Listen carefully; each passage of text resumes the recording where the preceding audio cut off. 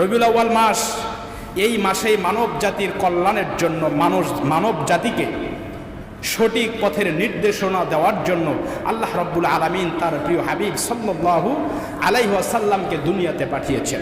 পৃথিবীতে যত পয়গম্বর এসেছেন, যত নবী রাসূল আল্লাহ রাব্বুল আলামিন তাদেরকে দুনিয়াতে পাঠিয়েছেন, সকল নবীদের মুজিজা নামক যে জিনিসগুলি দেওয়া হয়েছিল, কাউকে একটি, কাউকে তিনটি, এরকমভাবে তাদেরকে মুজিজা দেওয়া হয়েছিল। একমাত্র পয়গম্বর বিশ্বনবী জনাবি মুহাম্মদ রাসূলুল্লাহ সাল্লাল্লাহু আলাইহি ওয়াসাল্লাম, এই বিশ্বনবীর তার জন্মের দিন থেকে শুরু করে মৃত্যু পর্যন্ত গোটা জীবনটাই ছিল মুজিজা। জোরে কান সুবহানাল্লাহ। গোটা জীবনটাই মুজিজা। আল্লাহর হাবিব পৃথিবীতে এসেছেন, আসাটাই মুজিজা। কেমন মুজিজা? আল্লাহর হাবিব সাল্লাল্লাহু আলাইহি সাল্লামের মা নিজে বলেন এবং তার চাচা আবু তালিব একদিন বলেন, ভাতিজা তুমি তো অনেক বরকতময় একটি সন্তান মানুষ, তোমার অনেক বরকত, তোমার অনেক ফজিলত আমি তোমার মায়ের কাছে শুনেছি এবং আমি কিছু কিছু জিনিস স্বচক্ষে দেখেছি। আল্লাহ হাবিব সাল্লাল্লাহু আলাইহি সাল্লাম বললেন, চাচা আপনি আমার মায়ের কাছ থেকে কি এমন শুনেছেন আমার ব্যাপারে? তখন আল্লাহর হাবিব সাল্লাল্লাহু আলাইহি সাল্লামের চাচা আবু তালিব বলছেন, আমি তোমার মায়ের কাছে শুনেছি তুমি যখন তোমার মায়ের গর্ভে এসেছো, মায়ের গর্ভে আসার পর সাধারণত কোনো মহিলা যখন গর্ভবতী হয়, তার পেটে যখন সন্তান থাকে তার চেহারার পরিবর্তন হয় কি হয় না? চেহারার পরিবর্তন হয়। আল্লাহর হাবিব সাল্লাল্লাহু আলাইহি সাল্লাম তার মায়ের পেটে এসেছেন, আমেনার পেটে যখন ছিলেন, আল্লাহর হাবিব তার মায়ের গর্ভে থাকার কারণে তার মায়ের চেহারার ভিতরে কোনো পরিবর্তন আসে নাই। চিল্লায় কোন তার মায়ের চেহারার কোনো পরিবর্তন আসে নাই। আল্লাহর হাবিব বলেন, চাচা আরো কিছু? বলে, হ্যাঁ আমি তোমার মায়ের কাছে শুনেছি তোমাকে পেটে নিয়া তোমার মা যখন কুয়াতে পানি উঠাতে যাইতো, কুয়ার পানি থাকতো নিচে, তুমি কুয়ার কাছে গিয়ে দাঁড়ানোর সঙ্গে সঙ্গে কুয়ার পানি তোমার মায়ের পায়ের কাছে চলে আসতো। সুবহানাল্লাহ। তোমার মায়ের পায়ের কাছে কুয়ার পানি চলে আসতো। চাচা আরো কিছু? আপনি আরো কিছু শুনেছেন আমার ব্যাপারে? আল্লাহর হাবিব সাল্লাল্লাহু আলাইহি ওয়াসাল্লামের চাচা বলেন, হ্যাঁ আরো শুনেছি। বলে, কি শুনেছেন চাচা? বলে, আরো শুনেছি তোমার মা যখন বাহিরে বের হতো, তোমার মা তোমাকে গর্ভে নিয়ে যখন বাহিরে বের হতো, তোমার মা যদি রৌদ্রের মধ্যেও বের হতো, আকাশের এই রৌদ্র তোমার মায়ের উপরে পড়তো না, আকাশের এক টুকরা মেঘ এসে তোমার মায়ের উপরে ছায়া দিত। চিল্লায় কোন চাচা আরো কিছু শুনেছেন? বলে, হ্যাঁ আরো শুনেছি। আরো কি শুনেছেন? বলে, আমি শুনেছি তোমার মায়ের কাছে তুমি যখন ঘরে, তোমার মায়ের গর্ভের থেকে তুমি যখন পৃথিবীতে ভূমিষ্ঠ হয়েছ, আমরা সাধারণত জানি যেই ঘরে সন্তান জন্মগ্রহণ করে, সন্তান আসে, সেই ঘরের ভিতরে গন্ধ থাকে কি থাকে না? থাকে। আল্লাহর হাবিব সাল্লাল্লাহু আলাইহি সাল্লাম যখন জন্মগ্রহণ করেছেন, মা আমেনার ঘরটা গন্ধ হবে তো দূরের কথা, মেশক আম্বরের চাইতে বেশি ঘ্রাণযুক্ত হয়েছে। চাচা আরো কিছু শুনেছেন? বলে, হ্যাঁ আরো শুনেছি। কি শুনেছেন? বলে, এটা শুনেছি বা এটা স্বচক্ষে দেখেছি, যখন কোনো সন্তান পৃথিবীতে আসে, আসার পরে তার নাড়ি কাটতে হয়, কিন্তু আমিও দেখেছি, তোমার মাও দেখেছে, তুমি যখন পৃথিবীতে এসেছো তোমার নাড়ি দুনিয়ার কেউ কাটে নাই, তোমার নাড়ি মায়ের পেট থেকে নাড়ি কাটা অবস্থায় তুমি পৃথিবীতে এসেছো। চিল্লায় চাচা আরো কিছু দেখেছেন? বলে, হ্যাঁ আরো দেখেছি। আরো কি দেখেছেন? বলে, আরো দেখেছি প্রত্যেকটা বাচ্চা পৃথিবীতে আসার পর তাকে খাতনা করানো হয়, কিন্তু তুমি পৃথিবীতে এসেছো, দুনিয়ার জমিনে তোমাকে খাতনা করাতে হয়নি, তুমি খাতনা করানো অবস্থায় তুমি পৃথিবীতে এসেছো। চিল্লায় কোন চাচা আরো কিছু? এই মুহূর্তে আল্লাহর হাবিব সাল্লাল্লাহু আলাইহি ওয়াসাল্লামের চাচা আবু তালিব বলছেন, ভাতিজা আরো দেখেছি, আরো দেখেছি। কি দেখেছেন? কি দেখেছেন? তখন আল্লাহর হাবিব যখন এই কথা বললেন, কি দেখেছি, আবু তালিব ডাক দিয়া বলে, তুমি যখন তোমার মায়ের মাধ্যমে পৃথিবীতে এসেছো, তুমি যখন তোমার ঘরে ভূমিষ্ঠ হয়েছ, সাধারণ সন্তান দুনিয়াতে আসার পর হাউমাউ করে কান্না করে, কিন্তু দেখেছি তোমার মাও বলেছে যে তুমি পৃথিবীতে আসার পর সর্বপ্রথম আত্তাহিয়াতুর সরতে বসে তুমি সেজদায় চলে গেছো। চাচা আরো কিছু দেখেছেন? বলে, হ্যাঁ আরো দেখেছি, তোমার মা বলেছে। কি বলেছে আমার মা? আর আপনি বা কি দেখেছেন? এমন সময় আবু তালিবকে এই প্রশ্ন করার পর আল্লাহর হাবিব বললেন, চাচা আরো কি দেখেছেন? আবু তালিব তখন বলছেন, আমরা লক্ষ্য করে দেখেছি সেজদার থেকে মাথা উঠায়া তুমি হাতের আঙ্গুল যখন আকাশের দিকে তুলেছো, আকাশের দিকে যখন তোমার হাতের আঙ্গুল উঠিয়েছো, তোমার হাতের আঙ্গুল থেকে একটা নূর বের হয়েছে, যেই নূরের মাধ্যমে গোটা পৃথিবী আলোকিত হয়েছে। গোটা পৃথিবী আলোকিত হয়েছে। কেন হবে না? এই পৃথিবীতে আল্লাহ রাব্বুল আলামিন যত পয়গম্বর দুনিয়াতে পাঠিয়েছেন, নবুয়ত দান করেছেন, প্রত্যেকটা পয়গম্বরের নবুয়তের সময় ছিল। এলাকা ভিত্তিক তারা নবী ছিলেন, গোষ্ঠী ভিত্তিক তারা নবী ছিলেন। এরকম করে তারা এইভাবে করে আল্লাহ রাব্বুল আলামিন তাদেরকে নবুয়ত দান করেছিলেন। একমাত্র পয়গম্বর যার ব্যাপারে আল্লাহ নিজে বলেন, হাবিব, দোস্ত আমার, বন্ধু আমার, আমি দুনিয়াতে পাঠিয়েছি মূসা আলাইহিস সালামকে। আমি আল্লাহ বনি ইসরাইলদের জন্য নবী করেছি।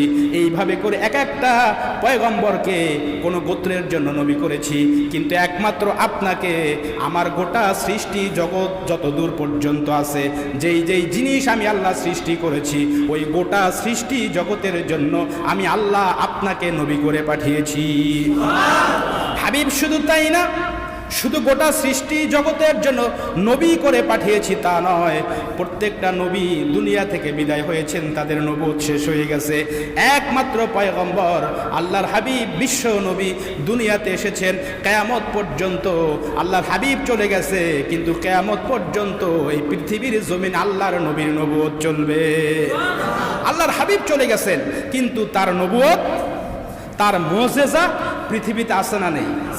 সবাই বলেন আছে না নেই? তার মুজিজা রয়ে গেছে। আল্লাহর হাবিব সাল্লাল্লাহু আলাইহি সাল্লাম হচ্ছেন আল্লাহর হাবিব, আর ইব্রাহিম আলাইহিস সালাম হচ্ছেন আল্লাহর খলিল। খলিল শব্দের অর্থ বন্ধু, হাবিব শব্দের অর্থ বন্ধু। এখন খলিল শব্দের অর্থ বন্ধু, অর্থাৎ ইব্রাহিম আলাইহিস সালাম আল্লাহর বন্ধু, আল্লাহর দোস্ত। বিশ্বনবী আল্লাহর বন্ধু, আল্লাহর দোস্ত।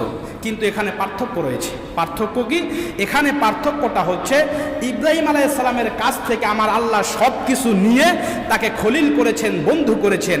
আর বিশ্বনবী মুহাম্মদ সাল্লাল্লাহু আলাইহি সাল্লামকে আল্লাহ সব কিছু দান করে তাকে বন্ধু করেছেন। চিল্লায়ে কোন সুবহানাল্লাহ। একজনের কাছ থেকে সব কিছু নিয়ে বন্ধু করেছেন। ইব্রাহিম আলাইহিস সালামের কাছ থেকে সব কিছু নিয়েছেন, নিয়ে তাকে বন্ধু করেছেন। আর একমাত্র পয়গম্বর মুহাম্মদ সাল্লাল্লাহু আলাইহি ওয়াসাল্লাম, আল্লাহ রাব্বুল আলামিন তার কাছ থেকে কিছু নেননি, বরং তাকে সব কিছু দিয়ে তাকে বন্ধু করেছেন। চিল্লায় কবেন না সুবহানাল্লাহ। সব কিছু দিয়েছেন তাকে, দেন নাই এমন কিছু নেই। একজন এসে বলছেন, আপনি যে আল্লাহর পয়গম্বর, ওই সামনে একটা গাছ আছে, ওই গাছ যদি সাক্ষী দেয় যে আপনি আল্লাহর পয়গম্বর, তাহলে বিশ্বাস করব। আল্লাহর হাবিবকে এই কথা বলার পর আল্লাহর হাবিব যখন নির্দেশ করেছেন, ওই গাছ জমিন শুদ্ধা, ওই জায়গার জমিন শুদ্ধা আল্লাহ রাসূল সাল্লাল্লাহু আলাইহি ওয়াসাল্লামের সামনে এসে আল্লাহ রাসূল সাল্লাল্লাহু আলাইহি ওয়াসাল্লামের কদম মোবারকে এসে সাক্ষী দিয়েছেন তাদের সামনে যে আপনি হচ্ছেন মুহাম্মদ সাল্লাল্লাহু আলাইহি ওয়াসাল্লাম। আবু জাহেল একদিন হাতের মধ্যে কি যেন এনেছেন, এনে আল্লাহর হাবিবকে বলছেন, ভাতিজা, তুমি যে নবুয়তের দাবি করো, তাহলে তোমাকে নবী হিসাবে স্বীকার করব, বিশ্বাস করব। আমার হাতে কি আছে এইটা যদি বলতে পারো, তাহলে তোমার উপর ঈমান আনবো, তোমাকে বিশ্বাস করব। আল্লাহর হাবিব বললেন, কি আছে আমি বলবো, না আপনার হাতে যেটা আছে ওইটাই বলে দিবে? আবু জেহেলকে মারাত্মক কথা, চাইলাম এতটুকু, এটা তারও বড়। আচ্ছা ঠিক আছে, বলছিলাম তুমি বলো, এখন আমার হাতে যেটা আছে এইটাই যদি বলে দেয় যে আমি কে বা আমার পরিচয়, তোমার পরিচয় যদি আমার হাতের জিনিস বলে দেয়, তাহলে তারও ভালো হলো। আচ্ছা ঠিক আছে। আল্লাহর হাবিব বললেন, আমাকে প্রশ্ন না করে তোমার হাতে যে জিনিস তুমি রেখেছো, তোমার ওই হাতের জিনিসকে জিজ্ঞাসা করো আমি কে। এই কথা জিজ্ঞাসা করার সঙ্গে সঙ্গে আবু জেহেলের হাতে ছিল পাথর, আবু জেহেলের হাতের পাথর সঙ্গে সঙ্গে সাক্ষী দিয়েছেন ইনি হচ্ছেন মুহাম্মদ সাল্লাল্লাহু আলাইহি ওয়াসাল্লাম। কিন্তু আবু জেহেলের কপালে হেদায়েত ছিল না, ঈমান আনতে পারেনি। আর একদিন এসে আবু জেহেল বলছেন, তুমি যদি তোমার বিস্ময়কর একটি ঘটনা দেখাতে পারো, তোমার উপরে ঈমান আনবো। কি ঘটনা দেখাবো? জমিনে দেখাবো না আকাশে দেখাবো? আবু জেহেল বলল, চাইছিলাম জমিনেই দেখাবো, আকাশের নাম যেহেতু উল্লেখ করেছো, আচ্ছা যদি পারো আকাশে একটা বিস্ময়কর ঘটনা দেখাও।